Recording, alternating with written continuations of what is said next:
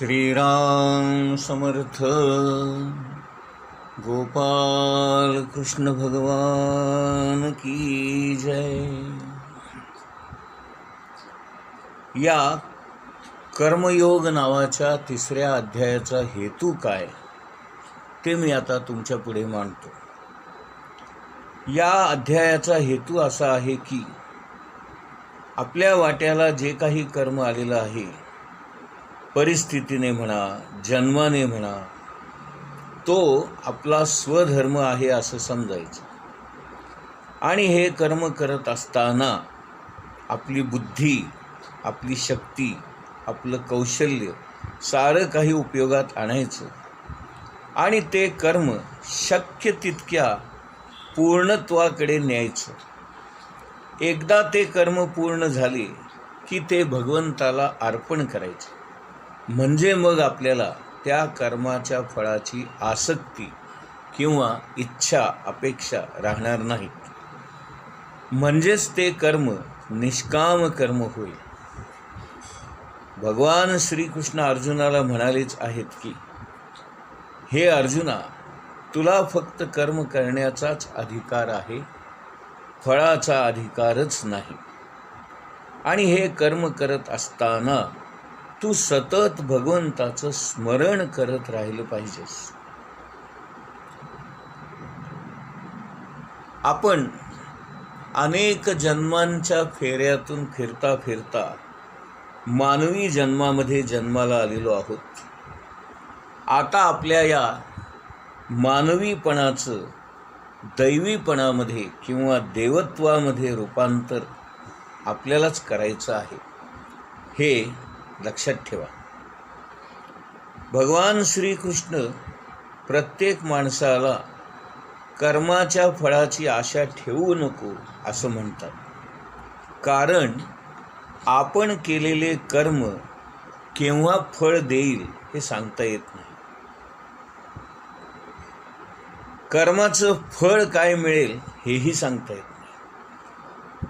पण एक गोष्ट नक्की आहे की या कर्माचं जे काही फळ आहे ते देणारा परमेश्वर माझं कधीही वाईट करणार नाही, ही खात्री मात्र आपली असली पाहिजे. कारण तो माझं अकल्याण कधीच करू शकत नाही. असं म्हटलं म्हणजे आपलं कर्म निष्काम कर्म होईल आणि मनाची अवस्था उच्च राहील. अशा माणसांनाच खरा कर्मयोग साध्य केला असं म्हणता येईल. साधक ईश्वराला संपूर्ण शरण गेला असेल तरच हे शक्य आहे. असा साधकच स्थितप्रज्ञ अवस्थेमध्ये राहील. आपण वेगळ्या शब्दामध्ये नेहमी असं म्हणत राहावं, हे देवा, तुझी इच्छा, तुझी इच्छा, तू जसं ठेवशील तसं, आणि जे तू आमच्या हातून करून घेशील ते.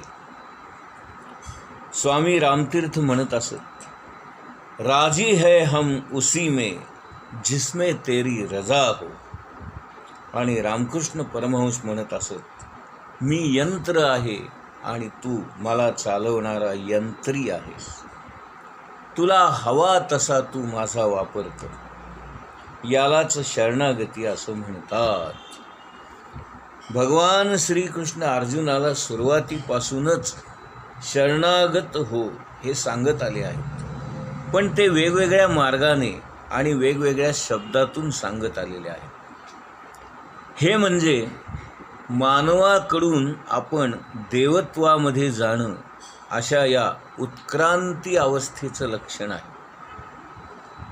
जो साधक अशा पद्धतीने जगतो त्याला कधीच दुःख होत नाही, वैफल्य येत नाही, त्याचं दुश्चित्त कधीही होत नाही आणि तो सतत आनंदामध्येच राहतो. गीतेने कर्मयोगाची व्याख्याच अशी केलेली आहे की प्रकृती ही भगवंताची शक्ती आहे. त्या शक्तीची जाणीव ठेवून जो कर्म करतो तोच खरा कर्मयोगी होय.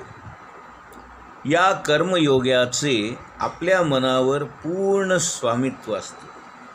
आणि त्याला हे पटलेले असते की माझं जीवन त्या शक्तीच्या अधीन आहे, त्याच्या हेतूनेच माझ्या हातून कर्म घडतात, पण त्याच्या शक्तीचा क्षय होणार नाही, कारण त्या कर्माची जबाबदारी त्याची नसतेच.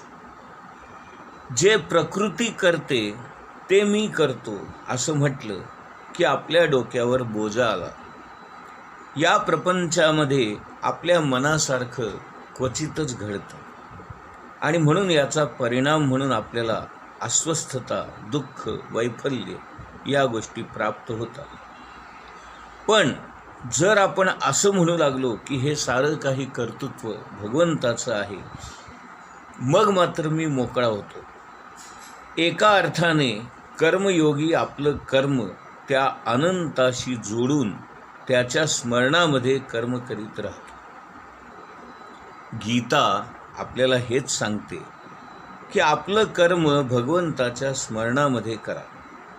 आपलं कर्म त्या अनंताला जोडलं की त्याला एक विश्वव्यापकता प्राप्त होते. कर्माला अनंताची जोड दिली की ते कर्म दिव्य कर्म होऊन जातो. आणि म्हणूनच भगवान श्रीकृष्ण म्हणतात, जन्म कर्मच मे दिव्यम. परमात्म्याच्या सर्वच गोष्टी अलौकिक असणार यात काय शंका. साधकाला साक्षीत्व हवं, म्हणून तो आपल्या देहाकडे, प्रपंचाकडे आणि या जगाकडे साक्षीत्वाने पाहतो. आपल्याला आपल्याकडेच साक्षीत्वाने पाहता येणं हाच खरा कर्मयोग आहे. जो साधक असं म्हणेल की मी या विश्वाचा एक बिंदू आहे, जे काही माझ्या वाट्याला येईल ते मी ठरवित नाही, परंतु ओघाने आलेली कर्मे मी व्यवस्थित करावी आणि शेवटी ती भगवंताला अर्पण करावी, हेच माझं कर्तव्य होय. सामान्य माणसांची अडचण अशी असते की त्याला कर्म आणि फळ यातून सुटकाच नसते. सत्य असं आहे की सगळीच माणसं फळाच्या आशेनेच कर्म करतात आणि हे इतकं त्यांच्या रक्तामध्ये भिनलेलं असतं की त्याला परमेश्वरासाठी कर्म करायला प्रवृत्त व्हावं असं वाटतच नाही. आणि तसं वाटावं म्हणून त्याला काहीतरी फळाची लालूच किंवा आशा दाखवावी लागते. आणि म्हणून बघा, प्रत्येक स्तोत्रामध्ये सुद्धा त्या स्तोत्र म्हणण्याचं फळ काय मिळेल हे सांगितलेलं असतं. फळ काय मिळेल हे जेव्हा सांगितलं जातं तेव्हाच माणसं ती कृती करतात. सुरुवातीला माणसं फळाच्या आशेने ती कृती करतात, परंतु हळूहळू त्यांचं पुण्य वाढत जातं. त्याचं जीवन त्याच्या प्रारब्धाप्रमाणे चालतं, यात काही शंकाच नाही. परंतु कर्म आणि त्याचं फळ यांचा जो संबंध असतो तो माणसांच्या मनामध्ये दृढ असतो. तो तुटावा, तोडावा या हेतूनेच हा 3रा अध्याय भगवान श्रीकृष्ण आपल्याला सांगतात. कर्मयोगाचं विवेचन करत असताना असं आपल्या लक्षात येईल, असं आपल्याला पटलं तर अधिक चांगलं झालं असं म्हणायला हरकत नाही.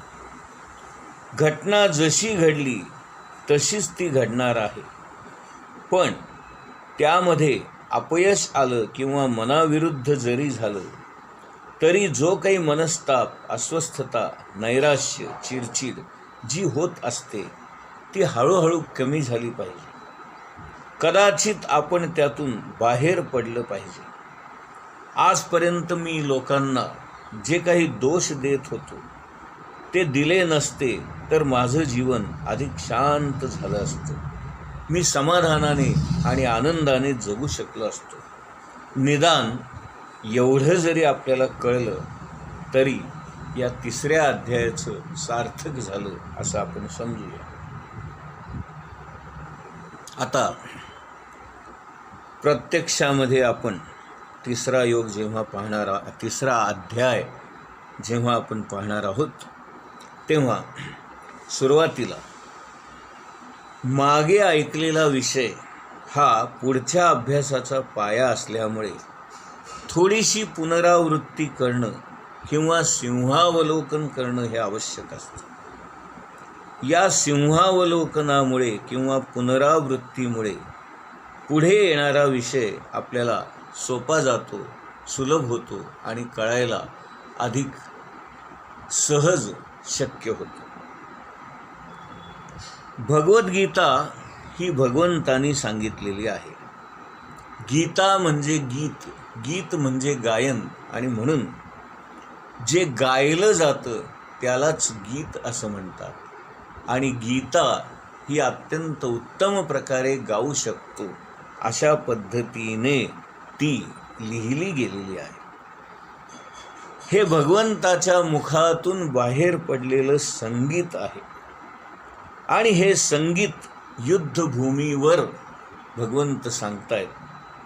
हे मोठं चमत्कारच आहे. ज्याप्रमाणे बँड जरी एकच असला तरी लग्नामध्ये वाजवताना तो वेगळा वाजतो, सर्कसमध्ये वाजतो तेव्हा वेगळा असतो, आणि सैनिक जेव्हा बँड वाजवतात तेव्हा तो आणखीनच वेगळा असतो.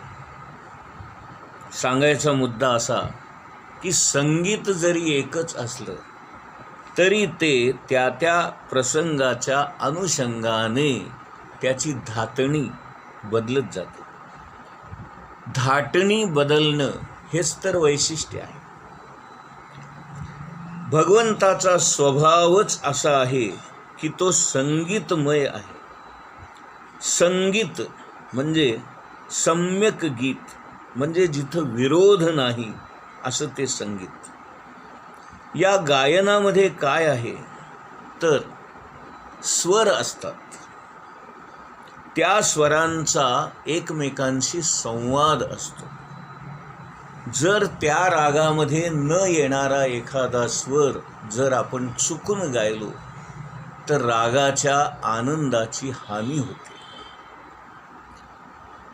आणि म्हणून त्याला विसंवादी सूर असं म्हणतात.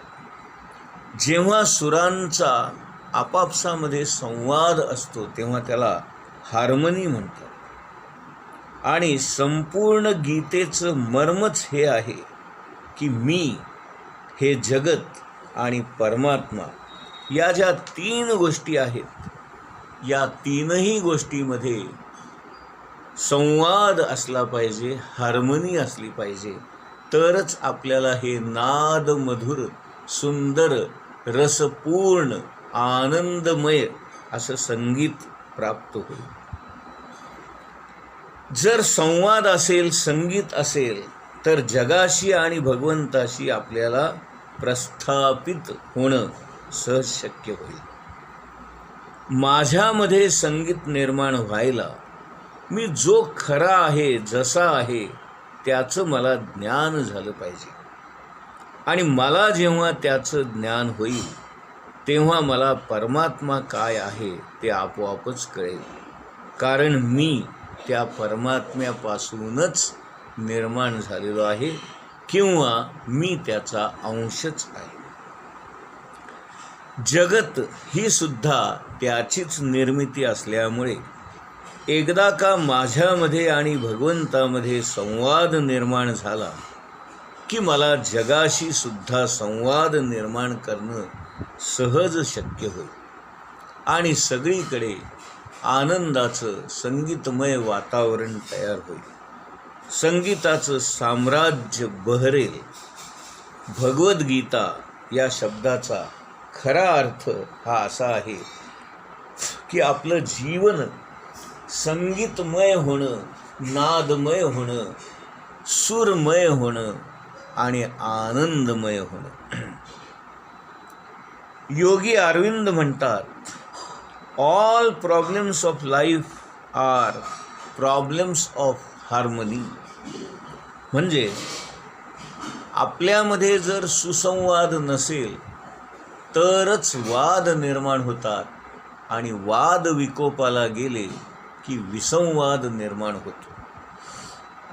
विज्ञानाचा पाया जर असेल तर निसर्गातला जो संवाद आहे त्याचं ज्ञान करून घेणं हाच आहे. ज्या ज्ञानामध्ये एकमेकांना विरोध असतो ते ज्ञान खऱ्या अर्थाने ज्ञान नव्हेच नव्हे.